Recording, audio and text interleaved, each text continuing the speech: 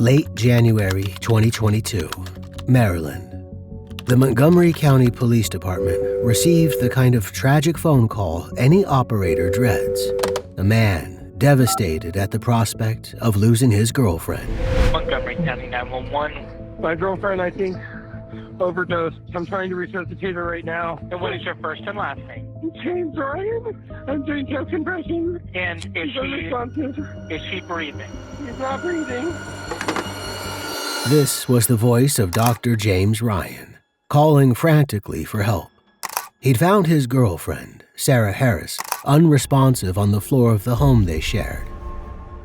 In an instant, their picture-perfect life together was in pieces. James said he thought she'd overdosed, and he should know he was a medical professional, an oral surgeon, but even he couldn't save her.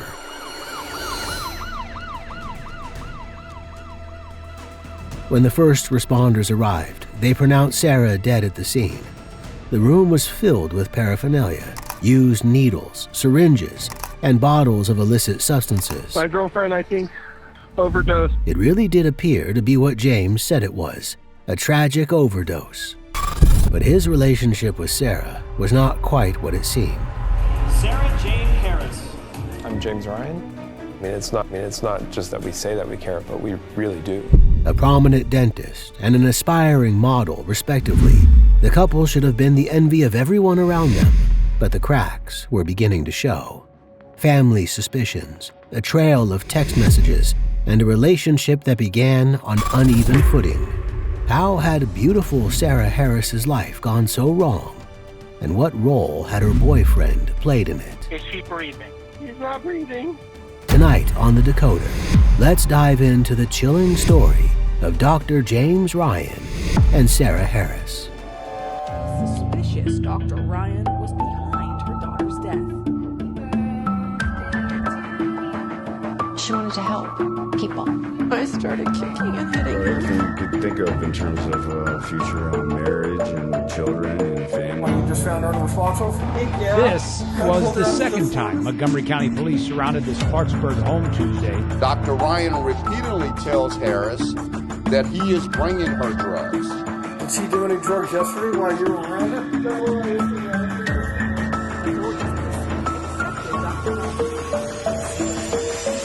I'm doing chest compression. She's not breathing.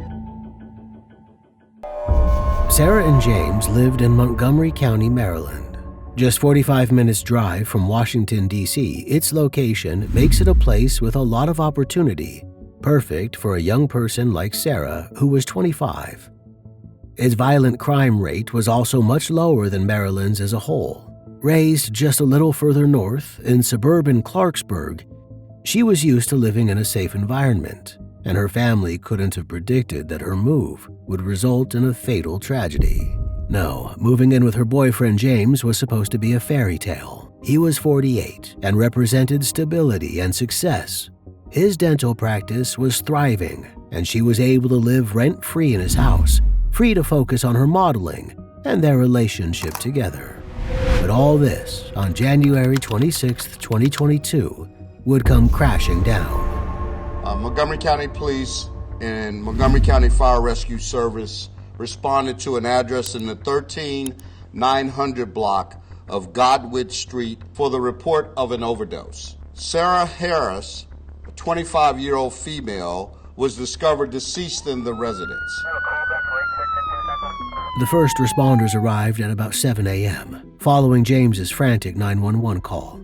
They brought all the necessary medical equipment with them, including Narcan, in case Sarah could be saved. But it was too late. He said he'd found her like this on the couch that morning as he was getting ready to go to work. Was she sleeping on the couch last night? Yeah, she would do that sometimes.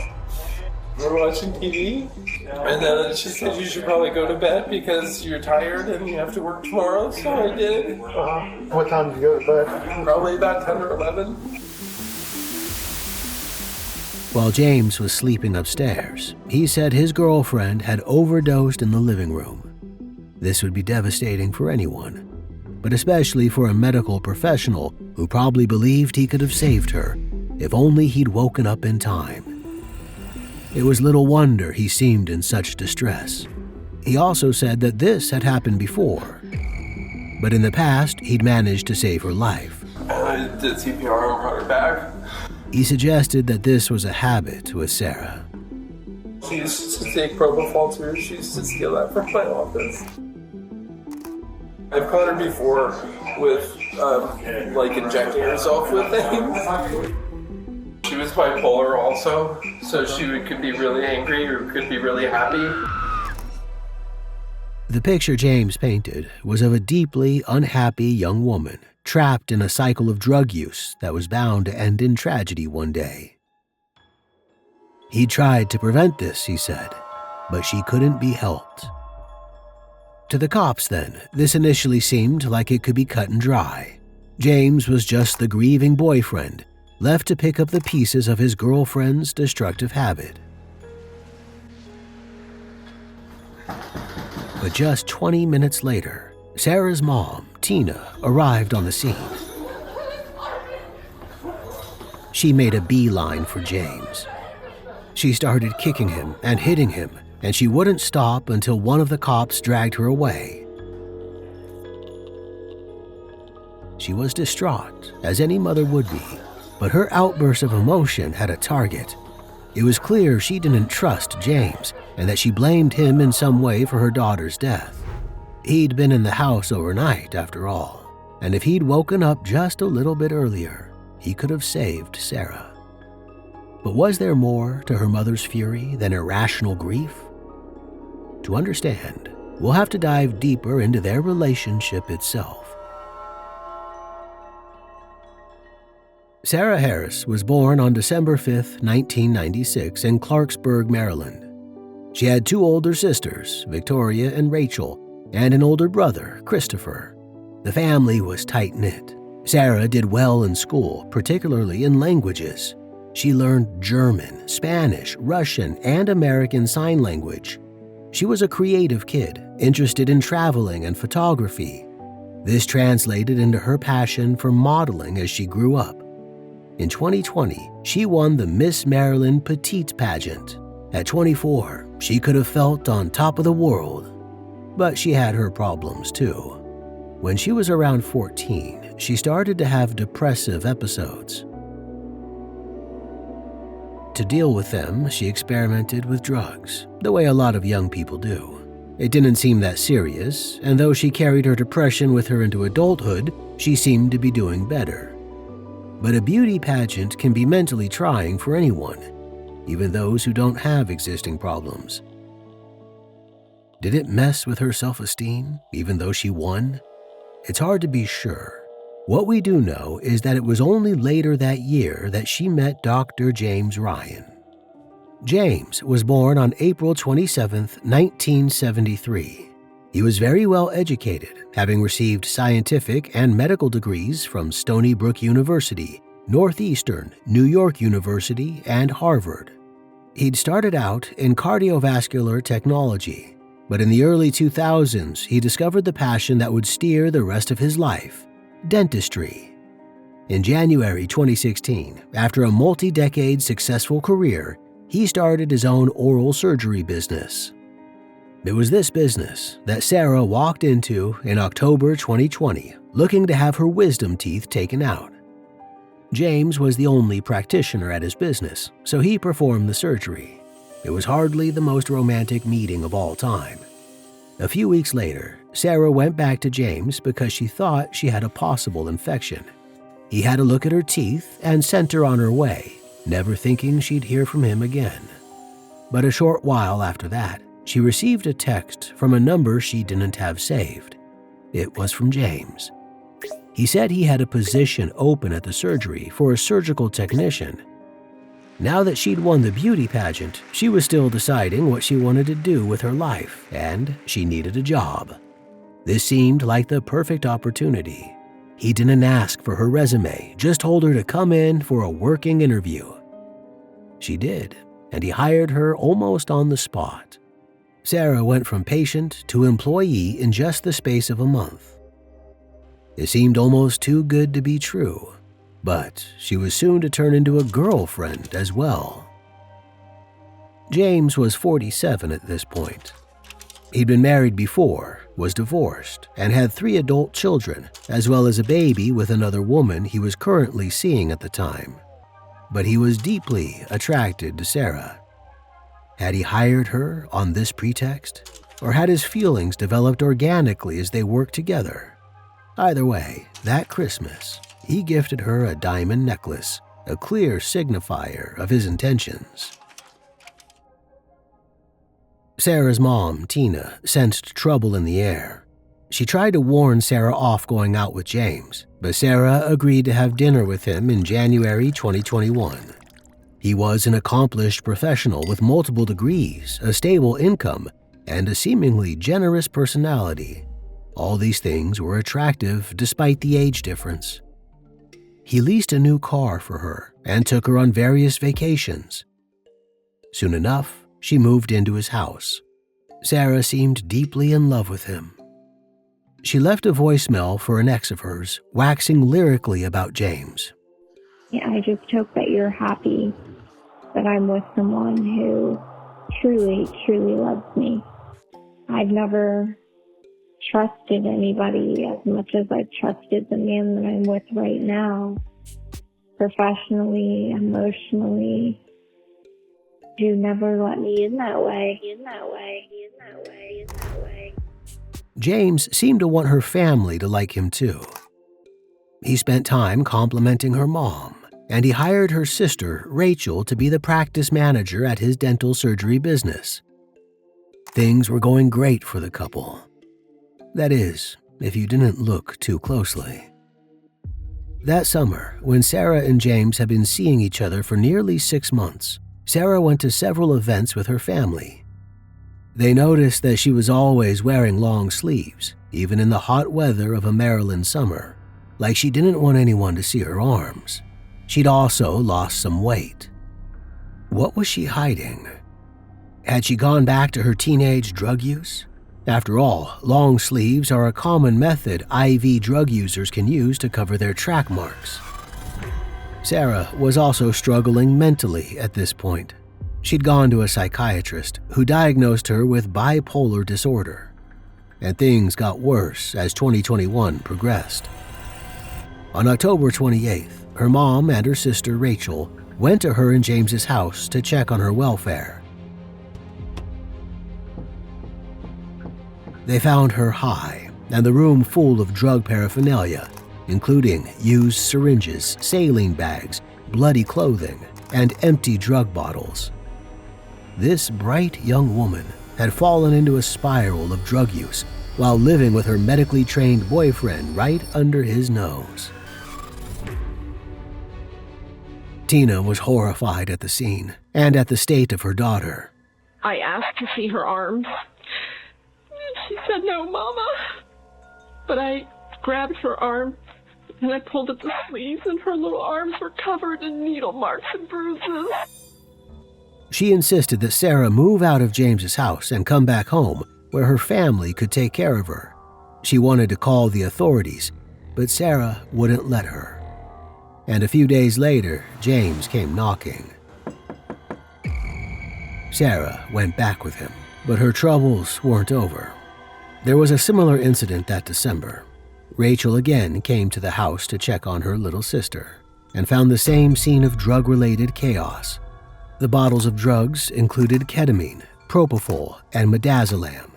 These were drugs that were stocked and used at James's medical practice, where both Rachel and Sarah worked, the kind that could only be obtained clinically. It was these same drugs, as well as a bottle of diazepam, that were found on the scene of Sarah's final fatal overdose. James said she'd stolen them from the surgery. The cause of her death was ruled ketamine and diazepam intoxication, and so her death seemed to be the last tragedy in an ongoing downward spiral. Earlier that same month, on January 8th, her older brother Christopher, who was 38, had died of a heart attack.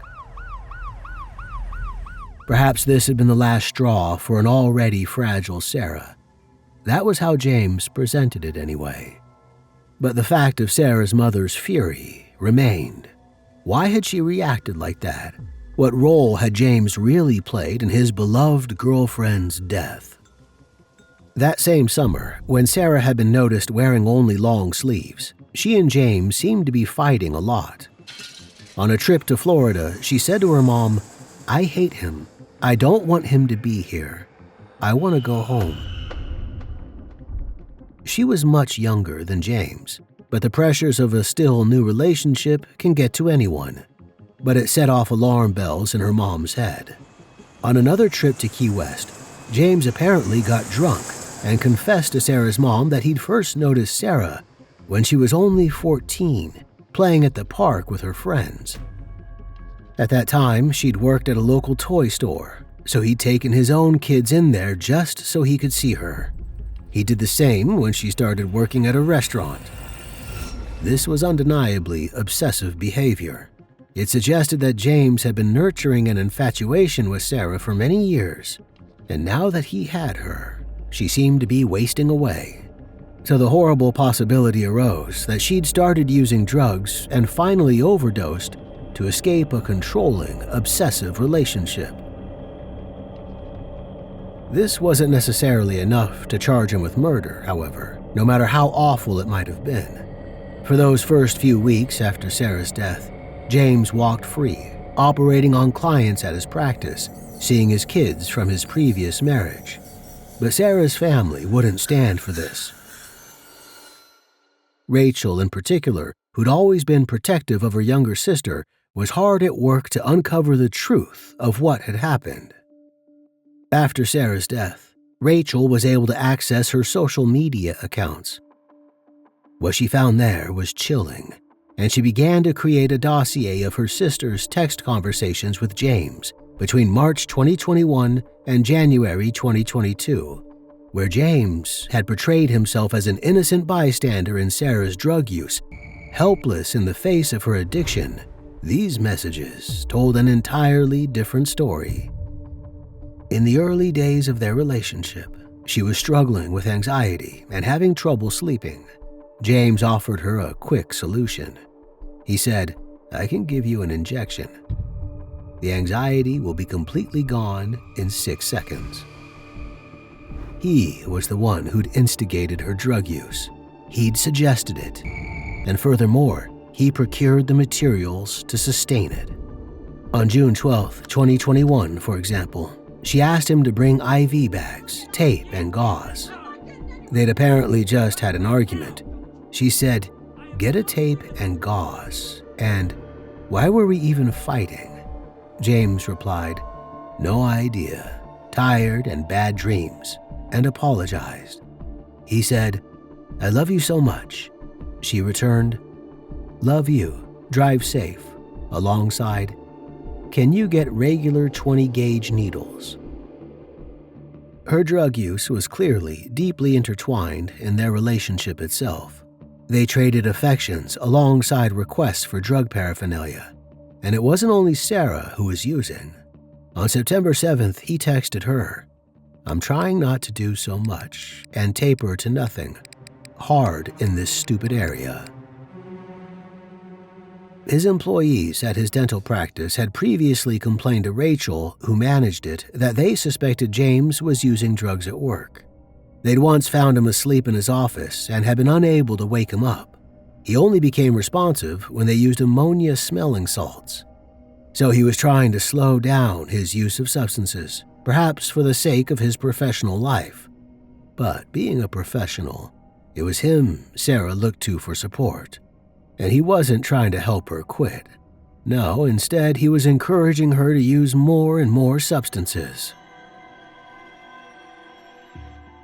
On December 13th, just over a month before her death, he asked her how she was feeling.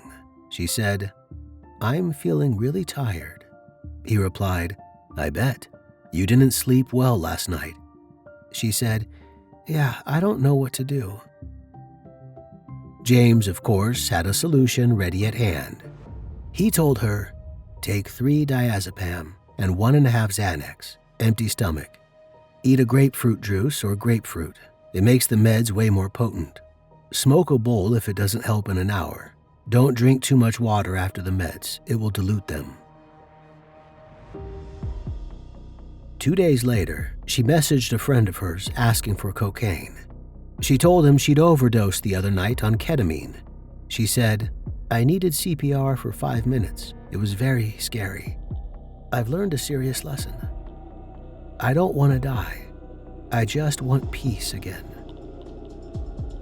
But 5 days later, James texted her, 5cc, and "You can push it." He'd explicitly told the police that he'd been the one to give her CPR when she'd overdosed in the past. And here he was, encouraging her to take more and more substances. He was nearly twice her age, her employer, and had financial power over her, and he owned their house and leased her car. As a medical professional, he was licensed to order and administer controlled substances.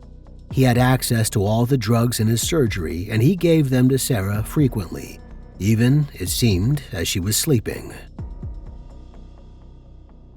On December 20th, he said, "If you wake up, I just went change after I gave you ketamine, just now." He was letting her know he'd injected her while she was sleeping. This didn't seem out of the ordinary for the couple. It was a perverse expression of trust. She trusted him to look after her. She'd started out as his patient, and really she'd never stopped being his patient. Looking to him for medical advice and for supplies to feed a growing need. This need was destroying her life. At the time of her wisdom tooth surgery, when she first met James, she weighed 120 pounds. By the time of her death, she weighed only 83 pounds. The police had released the crime scene and let James go free, believing his word as a medical professional that she'd overdosed on her own and he'd done everything he could to help. But Rachel knew better. In February 2022, a month after her sister's death, she delivered her binder full of evidence to the cops. This binder included a text exchange from the day before Sarah died. Sarah asked, "Is it possible to bring home ketamine when you come?" James's response, despite all her struggles with substances and multiple occasions of overdose, was nothing more than, "Yes, I will bring some home. I love you, baby." This wasn't just some coincidence. This was an active role James had played in Sarah's tragic death. And in March, 2 months after her overdose, his crimes would catch up with him.